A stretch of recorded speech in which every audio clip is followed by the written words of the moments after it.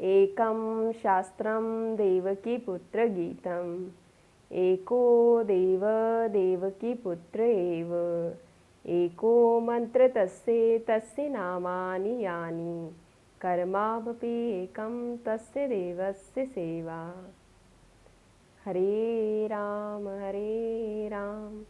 राम राम हरे हरे, हरे कृष्ण कृष्ण कृष्ण हरे हरे। तो आइए शुरुआत करते हैं आज की सेशन की, जिसका मेन टॉपिक रहेगा रिनाउंसिएशन। रिनाउंसिएशन को हम हिंदी में कहें तो समाधि की अवस्था या परित्याग की अवस्था कहा जाता है। परित्याग में त्याग शब्द आ रहा है। त्याग को लेकर हम सोच सकते हैं कि कुछ छोड़ना पड़ेगा, पर एक सिंपल लाइन में कहूँ तो renunciation is not giving up, it is moving up. परित्याग या रिनाउंसिएशन कुछ छोड़ने की अवस्था नहीं है, बल्कि मूव अप करने की अवस्था है, ऊपर बढ़ने की अवस्था है। जैसे एक सिंपल एग्जांपल से हम समझें कि बच्चा बचपन में जैसे ब्लॉक से खेलता है, वो सिंपल छोटे छोटे ब्लॉक से बिल्डिंग बनाना सीखता है,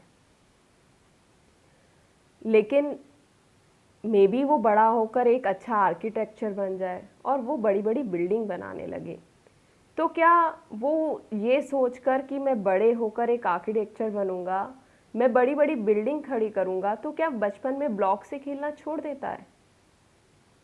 नहीं। तो इसी तरीके से हमने जाना कि हमारा स्वरूप जो है वो एक आत्मन स्वरूप है, और वो material level, physical level, emotional level, intellectual level से ऊपर की अवस्था है, जिसे हम स्पिरिचुअलिटी बोलते हैं। तो क्या हम इन अवस्थाओं को छोड़ देंगे, सीधा स्पिरिचुअलिटी पर आ जाएंगे? नहीं, ऐसा नहीं होता है। कहीं भी ऊपर जाने के लिए सीढ़ियाँ ही होती हैं, कोई ऐसा एक वे नहीं होगा कि हम सीधा ऊपर पहुंच गए। नहीं, ऐसा नहीं होता है। रियलिटी यही है कि हमें सीढ़ी दर सीढ़ी चलना पड़ेगा। उसके लिए ऐसा नहीं है कि हमने उसको छोड़ दिया। आगे चलने के लिए भी एक बार उल्टा पाँव पीछे रहेगा तो सीधा पाँव आगे होगा, फिर दूसरे ही क्षण उल्टा पाँव आगे हो जाएगा और सीधा वाला पीछे हो जाएगा। तो इसके लिए ना सीधा वाला रोता है कि मैं पीछे रह गया, ना उल्टा वाला खुश होता है कि मैं आगे आ गया, क्योंकि उसको पता है कि ये परिस्थिति एकदम बदलने वाली है, उसका ये स्वरूप परिवर्तनशील है। तो जैसे हमने जाना था कि जगत का स्वरूप परिवर्तनशील है, तो ऐसे ही जब हमारी स्टेज एक रिनाउंसिएशन तक पहुंचेगी, तो वहां तक पहुंचने के लिए हमें खुद से कुछ छोड़ने की जरूरत नहीं है। बच्चा बचपन में उन छोटे छोटे ब्लॉक से बिल्डिंग बनाना नहीं छोड़ देगा कि मेरे को बड़े होकर एक अच्छा आर्किटेक्चर बनना है, तो मैं इस छोटे खिलौनों से क्यों खेलूं। नहीं, वो उसकी अवस्था है, वो उस अवस्था में उसी चीज़ को करेगा, और उस अवस्था में वही करना उसके लिए अच्छा ही रहेगा।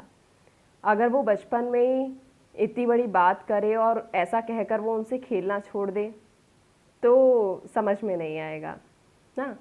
तो वहाँ तक पहुँचने के लिए हम भी सीढ़ी दर सीढ़ी आगे बढ़ रहे हैं, बढ़ेंगे और ज़रूर पहुँचेंगे।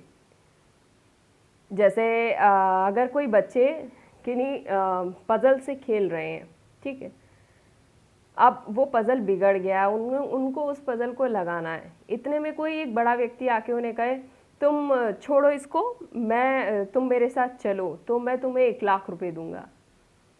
वो छोटा बच्चा, उसको क्या पता कि 1 लाख रुपए क्या होते हैं। उसको उन 1 लाख रुपए से ज़्यादा इंटरेस्ट उस पज़ल को सॉल्व करने में ही आएगा जिससे वो खेल रहे हैं। तो ऐसे ही हमारी अवस्थाएं हैं। जब हम एक अवस्था पे हैं, उससे दूसरी अवस्था पर पहुंचेंगे, तो हमें उसकी महत्ता, कि उसका क्या स्वरूप है और वो हमारे लिए क्यों इम्पोर्टेंट है, जब ये सब कुछ समझ में आने लगेगा, तो हमें उस चीज़ को छोड़ना नहीं पड़ेगा, वो खुद से छूट जाएगी। ठीक है, तो इसीलिए renunciation is not giving up, in fact it is moving up, ऊपर बढ़ने का स्टेप है, वो खुद से हो जाएगी। जैसे एक सिंपल एग्जांपल लें तो ये जगत जो है उसका स्वरूप एक चुंबक की तरह है, और हमारा स्वरूप, ये जो हमारा मटेरियल लेवल, हमारा physical level, mental level, emotional level, ये एक लोहे के समान है जो उस चुंबक की तरफ आकर्षित होता है। अब अगर हम चुंबक के पास लोहा लेके जाएं तो वो आकर्षित हो जाएगा, लेकिन हम एक चुंबक के पास लकड़ी लेकर जाएं तो क्या वो आकर्षित होगी? नहीं, चुंबक लकड़ी को आकर्षित नहीं करता। उसी तरीके से ये जगत का स्वरूप हमारे आत्मन स्वरूप को, जो कि एक लकड़ी के समान है, उसको आकर्षित नहीं करता। लेकिन अब ये लकड़ी कैसी है? ये लकड़ी ऐसे है जैसे कि उस लोहे के पदार्थ में हमने लकड़ी बांधकर चुंबक के पास लेकर गए, तो वो लकड़ी भी आकर्षित होगी और चुंबक के साथ लोहा भी आकर्षित होगा। तो वो जो लोहा है वो हमारे मटेरियल, फिजिकल, मेंटल और इमोशनल लेवल को दर्शाता है, और जो लकड़ी है वो हमारे स्पिरिचुअल लेवल को दर्शाती है। तो ये इनके साथ बंधी हुई है। तो जब ये बंध के किसी जगत के पास जाती है, जगत के स्वरूप में जाती है, तो वो जाती है लेकिन उससे आकर्षित नहीं होती, वो केवल एक साक्षी भाव के थ्रू उसके साथ रहती है। अब अगर हमने चुंबक के सामने रखे हुए लोहे और लकड़ी जो एक साथ बंधे हुए हैं, उनकी डोर खोल दी, तो केवल चुंबक की तरफ क्या आकर्षित होगा? केवल वो लोहा। उसी तरीके से जब हम रिनाउंसिएशन के स्टेप तक पहुंच जाते हैं तो हम अपने इन चारों लेवल के साथ, हमारे स्पिरिचुअल लेवल एक लकड़ी की तरह ही रहता है, और जब हम इस जगत के से जाते हैं तो ये चारों लेवल यहीं पर रह जाते हैं इस चुंबक के साथ। इस जगत के साथ हमारा मटेरियल लेवल, फिजिकल लेवल, हमारा मेंटल लेवल, इंटेलेक्चुअल लेवल सब यहीं रह जाता है, और ऊपर क्या जाता है? हमारा स्पिरिचुअल लेवल जो उस लकड़ी के समान है, जो लोहे की तरफ, इस जगत की तरफ आकर्षित नहीं होता। हाँ, लेकिन जो लोहे के साथ लगने पर उस लकड़ी में एक कालक सी लग गई है, वो हमारे जन्मांतर के संस्कार हैं जो हमारे साथ आगे चलते हैं, और जब हम दूसरा जन्म होता है तो वो संस्कार हमारे साथ चलते हैं। तो यही हमारी आगे की स्टेज है। तो हमें वहाँ तक पहुँचने के लिए छोड़ना नहीं है, उसके साथ साथ चलना है एक साक्षी भाव से। और वैसे भी भगवान भी हमेशा द्वंद्व देते हैं। अगर हम ये सोचें कि ये जगत में इतनी सारी चीज़ें हमें इसकी तरफ आकर्षित नहीं होते, तो श्री कृष्ण अर्जुन को बोलते हैं कि ये सब मेरा ही बनाया हुआ है, तू इन सब का आनंद ले। और दूसरी तरफ वही श्री कृष्ण कहते हैं कि कहीं तू इसी आनंद में फंसकर मुझे ना भूल जाना। तो बहुत गूढ़ बातें हैं जो समझने की ज़रूरत है, और मुझे लगता है कि आज का टॉपिक थोड़ा सा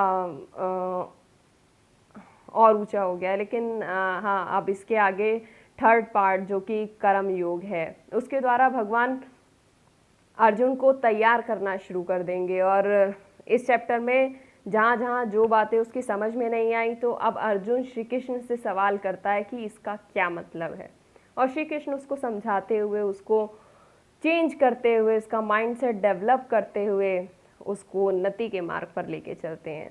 तो आइए हम भी जानेंगे कि हम भी इससे रिलेटेड, उससे क्या क्या चीज़ें अपनी लाइफ में जो हम उठा सकते हैं अपने आप को रिनाउंस करने के लिए। तो इसके आगे हम अब थर्ड चैप्टर की ओर बढ़ेंगे और उसमें जानेंगे। अब तक श्री राधे।